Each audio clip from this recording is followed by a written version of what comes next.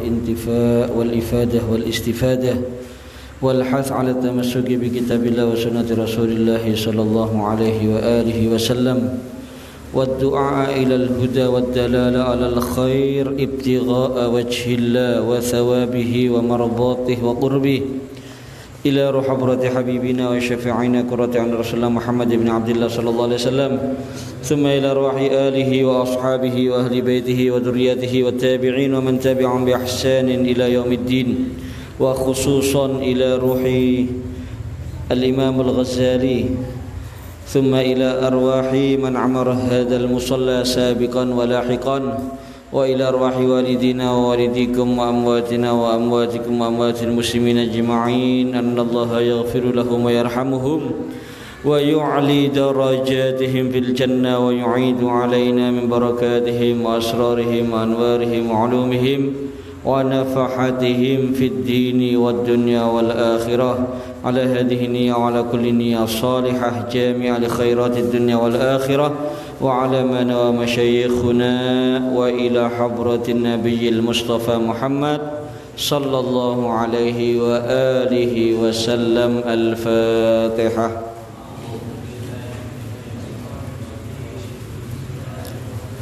الرحمن الرحيم مالك يوم الدين إياك نعبد وإياك نستعين اهدنا الصراط المستقيم صراط الذين أنعمت عليهم غير المغضوب عليهم ولا الضالين آمين. السلام عليكم ورحمة الله وبركاته. الحمد لله الكريم الودود ذي الفضل والإحسان والكرم والجود وأشهد أن لا إله إلا الله وحده لا شريك له وأشهد أن سيدنا محمدا عبده ورسوله. اللهم صل وسلم وبارك وكرم على سيدنا ومولانا محمد زين الوجود صاحب المقام المحمود معدن الكرم والجود وعلى آله وأصحابه والتابعين ومن تبعهم بإحسان. فرج كروب أمته وأصلح شؤونهم يا بر يا ودود. أما بعد رب اشرح لي صدري ويسر لي أمري واhlul 'uqdatam min lisani yafqahu qawli. Yang saya hormati dan saya muliakan para asatid, para sesepuh segenap takmir Musalla Al-Ikhlas, hadirin dan hadirat yang dirahmati Allah Subhanahu wa taala. Alhamdulillah, pertama-tama kita panjatkan rasa syukur kehadirat Allah Subhanahu wa taala. Saat ini kita bersama-sama berkumpul dalam kebaikan, dalam amal soleh, dalam ibadah kepada Allah Subhanahu wa taala. Salawat serta salam kita haturkan dan kita hadiahkan kepada beliau junjungan kita, teladan kita, Nabi besar Muhammad sallallahu alaihi wa alihi wasallam. Hadirin dan hadirat yang saya hormati dan saya muliakan, masih melanjutkan tentang pentingnya mengamalkan ilmu. Dan Al-Imam Al-Ghazali mengingatkan kepada kita semua, jangan sampai kita termasuk orang-orang yang tertipu dengan setan, yang hanya mengingatkan kepada kita fadail, keutamaan-keutamaan berilmu atau menimba ilmu, tapi melupakan kita daripada bahayanya orang yang tidak mengamalkan ilmu. Al-Imam Al-Ghazali jelaskan kepada kita, selain beliau menjelaskan tentang ayat Al-Quran, tentang hadis Nabi SAW yang isinya menjelaskan keutamaannya ilmu, beliau menjelaskan kepada kita juga hadis-hadis tentang bahayanya orang yang tidak mengamalkan ilmunya. Cuma aja wedi panjenengan ki wedhu lek ngono merawasno ngaji ki kliru dudu. Lek kepingin slamet niku nggih ngaji, nggih diamalaken niku paling tepak pun niku. Di antaranya Al-Imam Al-Ghazali, beliau menjelaskan kepada kita an qaulihi sallallahu alaihi wasallam, dawuhne Kanjeng Nabi Muhammad sallallahu alaihi wasallam, marartu lailata usriya bi aqwamin tuqrabu shifahuhum bimaqaridha min nar. Kanjeng Nabi niku menceritakan, kata beliau, ketika saya Isra dan Mi'raj, saya melewati satu kaum yang bibir mereka digunting dengan gunting dari api neraka. Fakultu, maka saya bertanya kepada kaum tersebut, man antum, siapakah kalian? Qalu, mereka menjawab, kunna na'muru bil khairi wala na'ti wa nanha 'anis syarri wa na'ti. Mereka menjawab, kami ini adalah orang-orang yang dahulu di dunia memerintah orang lain untuk berbuat baik, tapi kami tidak mengerjakan. Melarang orang lain untuk berbuat jelek, tapi kami melakukan. Jadi orang yang memerintahkan orang baik, memerintahkan orang lain berbuat baik tapi mboten ngelampai, ngelarang tiang lintu berbuat yang jelek tapi dia melanggar, dia sendiri melakukan kejelekan tersebut. Oleh karena itu kita lihat orang-orang zaman dahulu itu sebagian mereka itu sebelum memerintah orang lain untuk beramal, mereka itu terlebih dahulu menerapkan. Nggih, selain menghindari niki para hadirin, supaya mboten termasuk mlebet teng hadis sing kaya ngeten niki, kuwatire benjing nggih lambene niki digunting nggih teng akhirat niku dengan gunting dari api nerakanya Allah. Selain menghindari itu, tujuan lainnya niku biasane lek tiyang kaya ngoten niku dawune niku mujarrab, dawune niku ampuh nggih. Insyaallah sing diparingi nasihat niku langsung mengamalkan para hadirin. Dadi lek jenengan kajengi nasihati tiyang lintu niku lek saged ngamalaken dhisik. Kati ngongkon wong sedekah, ya sedekah dhisik, mari ngono ngongkono. Diceritakan pernah ada seorang ulama, tiap khutbah Jumat niku pasti dilampahi kali tiang. Apa yang disampaikan dalam khutbah Jumat, nasihat-nasihat beliau ini setelah bubar Jumat nggih, muslimin sing mirengaken khutbah niku langsung nerapaken para hadirin. Jadi manjur, dawuhne niki manjur teng masyarakat. Pada satu saat daerah tersebut ini lagi marak perbudakan. Lek singen niku kan kata budak nggih, orang punya budak. Hamba sahaya. Nih. Maka ada sebagian yang usul nggih saaken budak-budak niki supaya kata sing dibebasaken sehingga mereka enggak jadi budak lagi. Enten sing usul teng khotib niki sing dawuhne niki manjur mujarrab niku wau untuk disampaikan ketika khutbah supaya banyak budak yang dibebaskan. Waktu nih khutbah mboten nyampeaken sian. Sampai akhirnya khutbah yang selanjutnya baru beliau menyampaikan. Dan seketika itu orang-orang yang punya budak setelah mendengar khutbahnya, setelah itu langsung dibebaskan semuanya para hadirin. Ditanya oleh sebagian orang, kenapa kok enggak Jumat yang pertama kemarin langsung membahas tentang fadilahnya membebaskan budak? Kata beliau, karena saya saat itu belum mengamalkan. Jadi saya beli budak dulu, setelah itu budak saya bebaskan, baru saya sampaikan ketika khutbah Jumat tentang keutamaan membebaskan budak. Ya. Kemudian Al-Imam Al-Ghazali mengingatkan kepada kita, wa iyyaka ya miskin, hati-hati kamu wahai hamba Allah yang hina, yang lemah,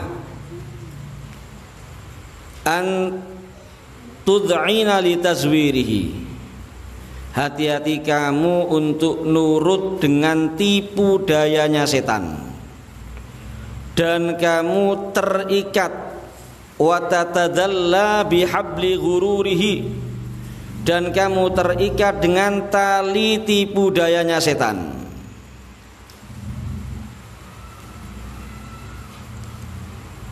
Karena disebutkan fawailun lil jahil haitsu lam yata'allam marratan wahidah wa wailun lil alim haitsu lam ya'mal bima alima alfa marrah.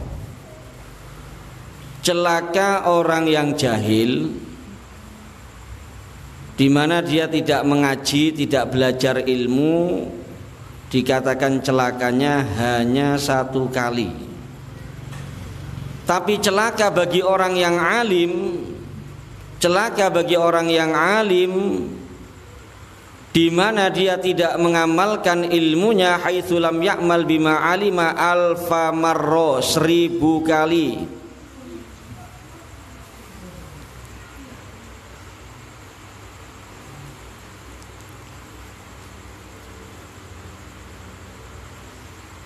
Tapi sebagian ulama menjelaskan para hadirin, sebagian ulama menjelaskan kenapa orang-orang yang alim ini kok mereka ancamannya lebih berat. Bahkan dalam riwayat fa'alimun bi'ilmihi lam ya'malan mu'adzabun min qabli ubadil wathan. Sampai ada riwayat orang yang alim tapi tidak mengamalkan ilmunya, itu diazab oleh Allah Subhanahu wa ta'ala lebih cepat dari mereka penyembah-penyembah berhala. Kenapa seperti itu? Sebagian ulama menyatakan mereka diazab lebih cepat untuk dibersihkan dan dicuci daripada dosa. Setelah bersih segera mereka dipindah ke surga. Jadi sebagian ulama kata sing jelasaken tetep tiang alim niku masih mboten ngamalaken ilmune yo sik luwe apik, luwe afdol timbang wong sing ndak gelem ngaji.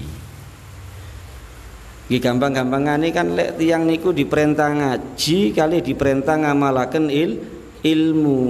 Lah lek wong alim niku paling ndak lapun ngelampahi setunggal lah para hadirin. Ngelampahi setunggal ninggalaken sing setunggal. Siji lek ndak gelem ngaji blas, loro-lorone ditinggalaken iki lebih berbahaya.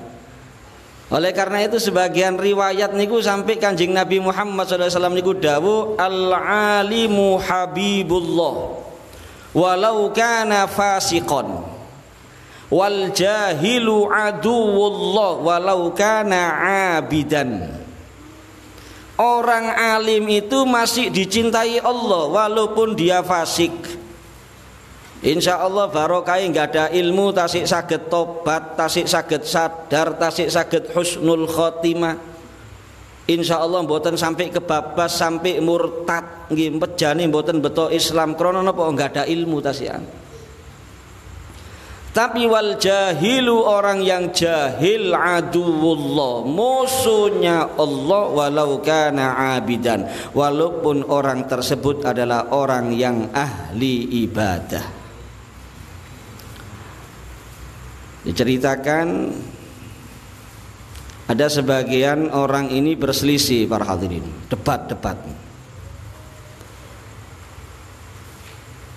Mana yang lebih mulia? Al-alimul fasik atau al-jahilul abid? Tiang alim fasik, alim tapi ahli maksiat dumateng Gusti Allah, utawa wong jahil tapi ahli ibadah. Jahil mboten gak ada ilmu, kata sholat, kata poso. Mana yang lebih afdol ini? Kemudian mereka melakukan, mungkin gampang-gampangannya kita ini apa ya, riset, penelitian, ya, melakukan riset. Orang yang berdebat tadi ini pergi ke satu orang jahil ahli ibadah. Enten tiang jahil ahli ibadah niku diparani. Mari ngono kali singitan, boten ketinggal tiange, kali singitan nyuron. Ya abdi, qabiltu da'wataka wa ghafartu laka dzambaka fatrukil ibada wastarih.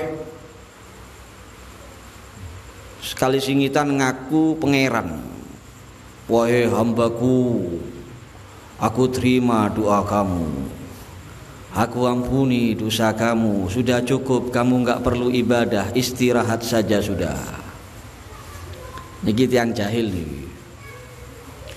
Faqala al-abid, maka orang yang ahli ibadah sing jahil niki mboten gak ada ilmu nggih.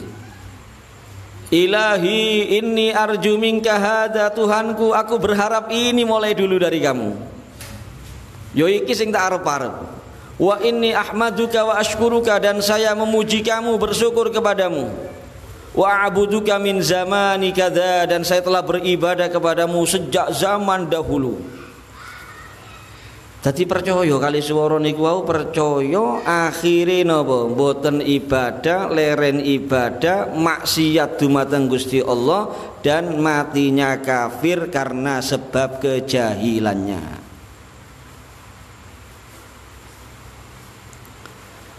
Kemudian setelah itu dhahaba ahadum minhum ilal alimil fasik. Kan iki penelitian, mari ndolek wong bodoh ahli ibadah, ndolek wong alim tapi ahli maksiat. Datang kepada orang yang alim tapi fasik. Fa idzan huwa yashrabul khamra. Orang alim yang fasik ini lagi minum khamr, lagi mabuk. Nyuwara maneh niki, kali singitan nyuwara ngaku pangeran ya. Ya abdi ittaqi minni wa ana rabbuk asturu dzambak wa anta la tastahi minni fa inni uridu an uhlikaka. Wahai hambaku, bertakwalah kepadaku, takutlah kepadaku, saya Tuhan kamu. Aku telah menutupi dosa kamu dan kamu tidak punya malu kepadaku. Aku akan binasakan kamu, aku akan hancurkan kamu. Dudu wedi lek niki. Krana tiyang alim niki ngerti nggih masalah ilmu akidah niki mantep mungkin nggih, paham masalah tauhid napa. Dudu wedi malah mengeluarkan pedangnya, fasallal alimul fasiqu sayfahu, menghunuskan pedangnya, wa kharaja min makanihi, keluar dari tempat dia mabuk tadi, faqala ya mal'un anta la ta'lamu rabbaka, wahai yang terlaknat, kamu enggak tahu Tuhan kamu. Ditoleh ini Gus warone niku. Nggih mungkin melayu ngidit niki nggih sing nyuwara niki wau, wong ditokno pedang niki. Nggih, mungkin ngoten melayu ngidit niki wedi. Ya, fa inni Hasil penelitian ini mereka meyakini orang alim walaupun fasik itu masih lebih mulia daripada orang jahil ahli ibadah. Napa maneh jahil mboten ahli ibadah tambah nemen nih. Oleh karena itu para hadirin tetap jangan kita takut tidak mengamalkan ilmu kemudian kita tidak mau hadir majelis. Aku wedi ndak nglakoni, wedi ndak ngamalaken, kesalahan besar itu malah. Monggo niat tetap ngaji, hadir majelis, menimba ilmu sebanyak mungkin. Yang penting dalam hati kita ini ada niat untuk mengamalkan. Perkara panjenengan boten ngamalaken kin urusan buri. Itu yang penting. Sing bahaya niku lek pancene mulai awal ngaji mboten niat diamalaken. Niat pamer ilmu, niat ake-akean ilmu, niati pancene mboten lillahi taala. Niku sing paling berbahaya. Dan yang paling penting tadi ini kita berusaha. Ketika kita menyampaikan kepada orang lain kebaikan, panjenengan gak ada ilmu nggih. Masih nasihati nang bojo, nasihati nang anak, lek saged panjenengan piyambak nggih nglampahi supaya nasihat niku teman-teman manjur mujarrab. Bisa diterima dengan baik oleh orang-orang yang kita nasihati. Kadang-kadang ngelarang wong aja ngrasani awake dhewe ahli rasan-rasan. Kemudian yang nomor dua, kita banyak ilmu yang kita tahu para hadirin. Bukan cuma ilmu yang sunnah-sunnah ya. Ilmu kita banyak mengerti yang wajib. Ilmu banyak yang ngerti kita ini yang dilarang oleh Allah Subhanahu wa ta'ala. Tapi tidak sedikit selama ini yang masih kita terjang. Ini termasuk salah satu kali masalah apa yang paling parah, yang dianggap lumrah, dianggap biasa niku ngerasani tiang niku. Kan kita semua sudah ngerti ilmunya kan, riba itu adalah haram. Memang boleh dalam keadaan-keadaan tertentu untuk maslahat boleh kadang-kadang. Contohnya sing oleh riba niku panjenengan niku kepingin tiang sing ngelampahi mboten sae wau niku dinasehati kali tiang lintu sing kira-kira mampu nasehati, mbu ustad, mbu wong alim, mbu toko. Niku mboten napa-napa sampeyan jelasaken kekhilafan-kekhilafane, kesalahan-kesalahane tiang niku wau supaya sakit nasehati ini tepat. Enggak apa-apa kalau seperti itu. Contoh lain ada orang yang berbahaya. Artinya lek dijak urusan kerja niku merawasno, sering ngemplang duwike wong, panjenengan semerap, koncone jenengan ditekani kate dijak kerja sama bisnis. Gak oleh meneng malah lek kaya ngoten niku. Ribane wajib kadang-kadang.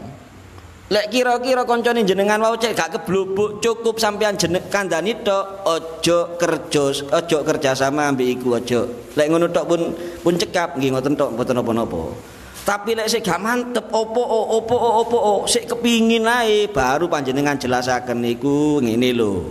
Bahaya, amblas lho dhuwitmu nggo. Nah, niku hibah sing ndak apa-apa enten kaya ngoten. Tapi lek hibah gak ono gawene.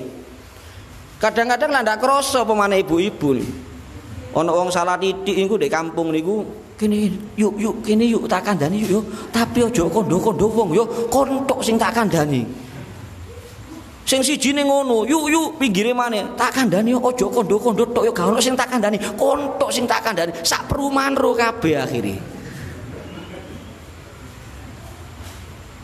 Lho itu salah satu ilmu yang kita ketahui. Napa niki? Ilmu bab masalah haram sing dilarang untuk kita kerjakan, tapi mohon maaf selama ini masih tetap kita langgar dan itu kita anggap lumrah, kita anggap biasa. Lah ini jangan sampai kita seperti itu para hadirin. Mari ilmu yang kita ketahui khusus sing wajib ojo sampai ditinggal, nomor kali sing haram ojo sampai diterjang. Lek ilmu sing sunah-sunah ngoten niku sik mboten napa-napa. Jenengan tinggalaken mboten dosa sian. Tapi lek sing wajib kali sing haram niki mboten saged dinyang. Niki ilmu sing wajib diterapkan. Mau tidak mau.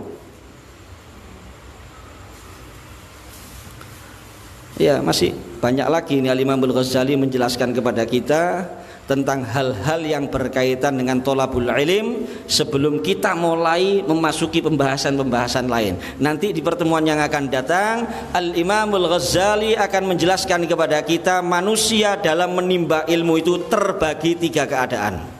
Insya Allah ini akan kita jelaskan di pertemuan yang akan datang. Paling penting sekarang kita niat para hadirin, semua ilmu yang kita pelajari niat kita amalkan. Minimal sing wajib ojo ditinggalaken, sing haram ojo diterjang. Lek saged sing sunnah-sunnah nggih monggo nggih, kita berusaha juga untuk kita terapkan, untuk kita laksanakan dalam kehidupan kita sehari-hari.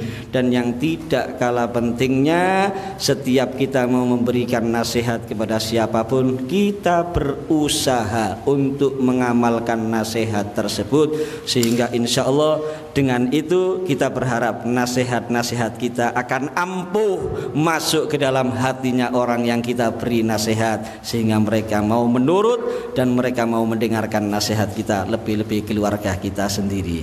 Ini saja, kurang lebihnya mohon maaf. Assalamualaikum warahmatullahi wabarakatuh. Ya